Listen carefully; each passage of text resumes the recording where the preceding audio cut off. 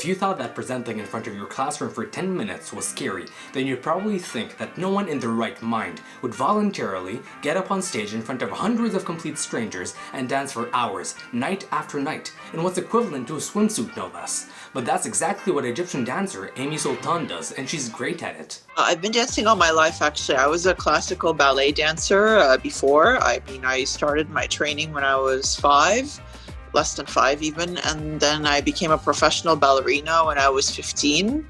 And then I shifted into belly dance, or what we call belly dance. I don't like the word belly dance. I like the term Egyptian dance because it's what it is. I shifted into that in 2015. I reached out to Amie and we had a chat about how she manages to do what most of us would only describe as terrifying. She had a lot of great insights to share, some of which you might never have thought of before. So, does Amie ever feel anxious or insecure while performing? No, never while performing. When I'm performing, this is when I'm at my highest. When I'm on stage, I kind of step out of myself and into another world, and so I don't really feel like it's me. You've probably heard the phrase fake it till you make it before, but this doesn't mean that you should lie or be dishonest. The only difference between a person who is confident and a person who isn't is purely a matter of mindset. That's it. And Amie has a great way to shift your mindset almost instantly.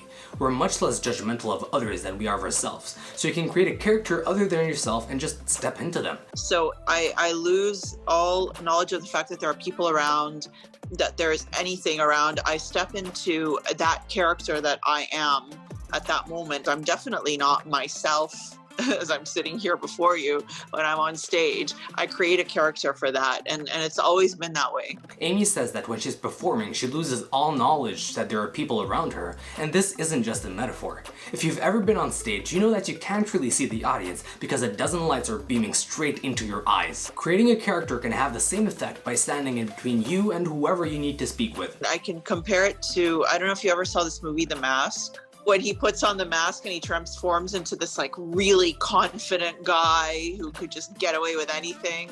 This is sort of how I feel when I get into costume and I appear on stage. It may be a bit difficult to start off, but don't worry. This is something that you develop along the years with experience. You know, the more you do it, the more you realize how useful it is for you. So this is the best advice that I can give someone. As it becomes a habit, your mindset will shift into one that is naturally more confident. The great thing is, there's also a way to make it easier for yourself to deal with stressful situations before they even happen. I don't allow for anything that would make me uncomfortable simply because I have certain boundaries around myself. For example, I know I'm going to work. I know I'm going to do 2, 3. I'm going to put on my costume, choose the correct music, go on stage, complete this task, do this. So as soon as I'm done, task is over, I go home, step out of character, go back to being Amie. So there's really no space for it to make me feel uncomfortable or make me feel I was put in any situation that